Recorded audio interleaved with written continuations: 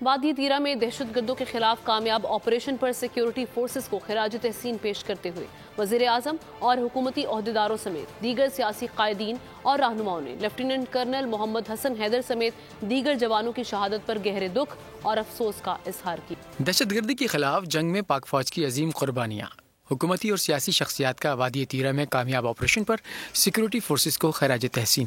وزیر اعظم انوار الحق کاکڑ نے کہا، پاک فوج کے جوانوں نے دفاع وطن کے خاطر جانوں کا نذرانہ پیش کیا۔ مجھ سمیت پوری قوم کو اپنے شہداء پر فخر ہے۔ نگراں وزیر داخلہ سرفراز بگٹی نے کہا، سیکیورٹی فورسز کی لازوال قربانیاں ناقابل فراموش ہیں اور پوری قوم دہشت گردی کے خلاف جنگ میں ان کے ساتھ کھڑی ہے۔ نگراں وزیر اعلیٰ پنجاب محسن نقوی نے کہا، لیفٹیننٹ کرنل محمد حسن حیدر اور دیگر شہداء کی عظیم قربانی کو سلام پیش کرتے ہیں۔ دہشت گردی کے ناسور کے مکمل خاتمے کے لیے قوم یکسو ہے۔ سابق صدر آصف علی زرداری اور چیئرمین پیپلز پارٹی بلاول بھٹو زرداری نے 4 فوجی جوانوں کی شہادت پر اظہار افسوس کرتے ہوئے کہا، قوم اپنے بہادر جوانوں کی قربانی رائیگاں ہونے نہیں دے گی۔ سابق اسپیکر قومی اسمبلی راجہ پرویز اشرف نے کہا، پاک فوج کے بہادر جوانوں نے وطن کے خاطر اپنی جانوں کا نذرانہ پیش کر کے بہادری کی لازوال داستان رقم کی۔